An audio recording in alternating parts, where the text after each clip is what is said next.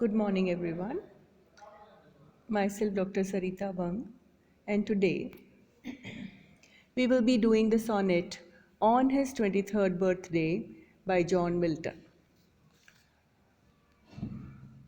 This sonnet is usually entitled On His Being Arrived at the Age of 23. This sonnet is supposed to have been written about the year 1631. It occurs in the poet's handwriting as a part of a letter in prose to a letter to a friend in Cambridge, MSS. It was first printed or published in 1645.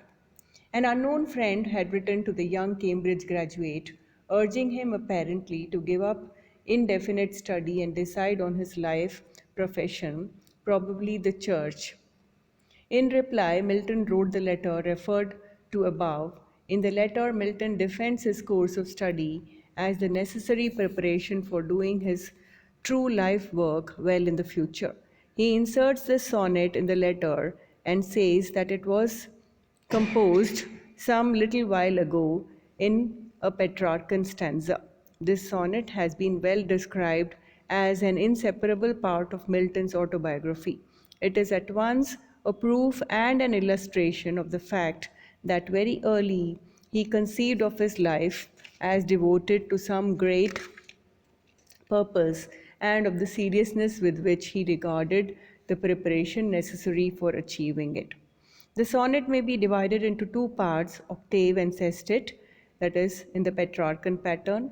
The octave of the sonnet, 8 lines, first 8 lines of the sonnet, expresses the poet's disappointment at his non achievement or what he describes in the letter referred to above as this my trade, moving. He is 23 and has apparently done nothing, but in the sestet, the next 6 lines of the sonnet, closes with the noble expression of noble resolve to use the great gifts, talent, of which he was even then conscious for God's glory.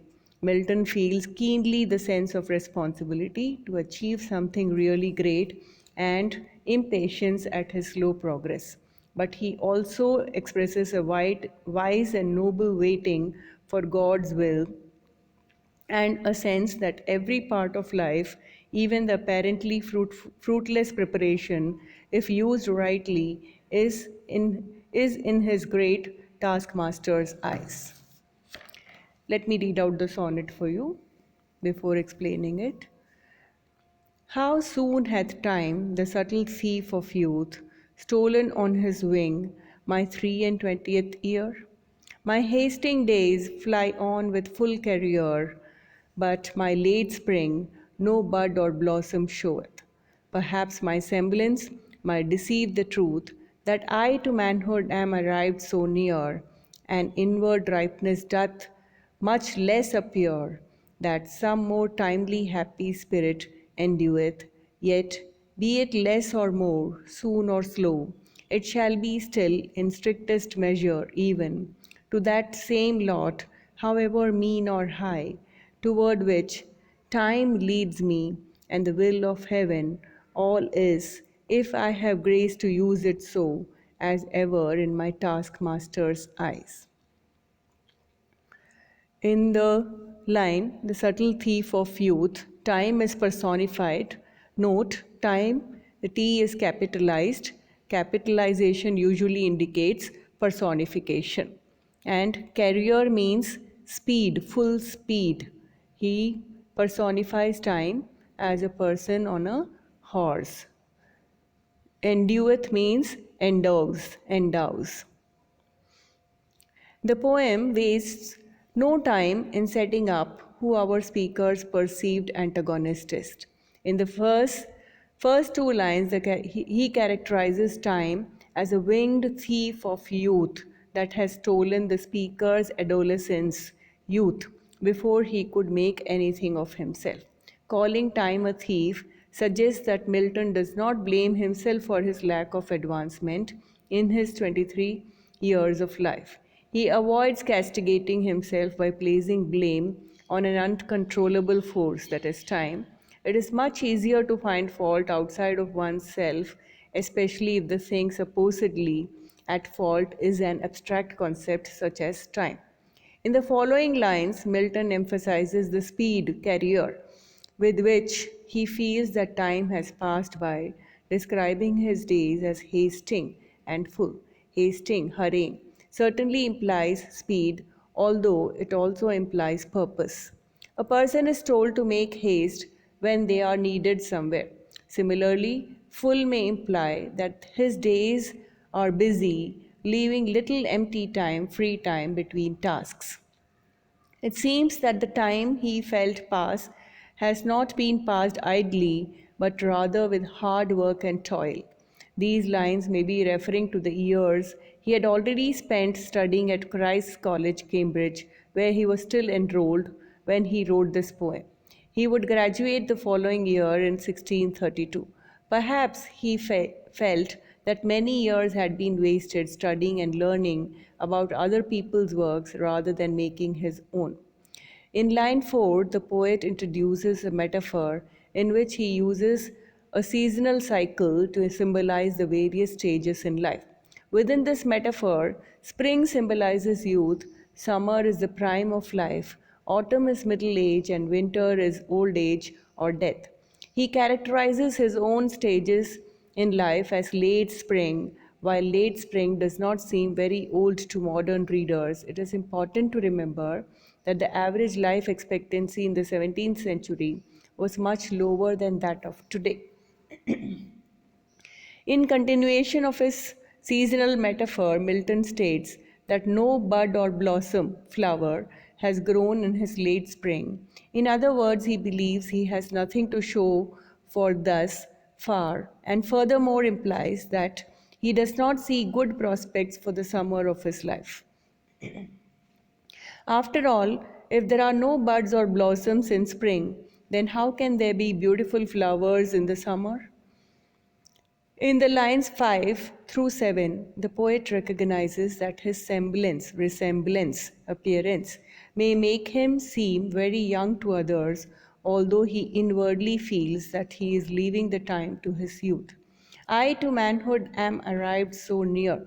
Whether he wishes for others to recognize his maturity seems unclear. However, he clearly feels there is a discrepancy between his inner maturity or ripeness and his outward appearance.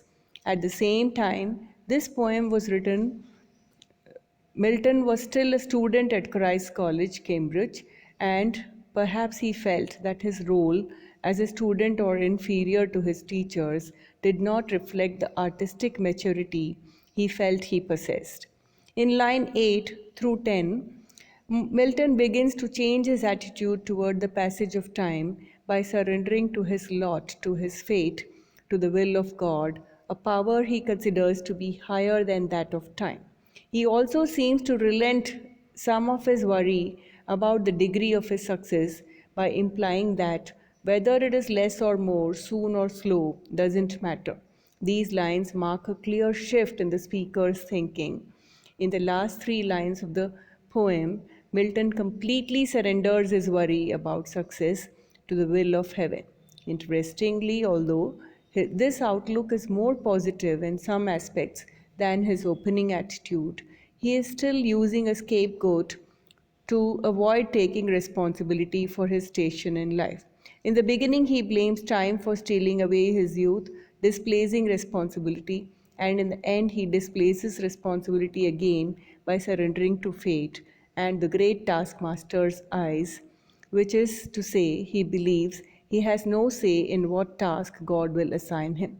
So, although the poet feels that he has gone through a self discovery of sorts, he is back where he started.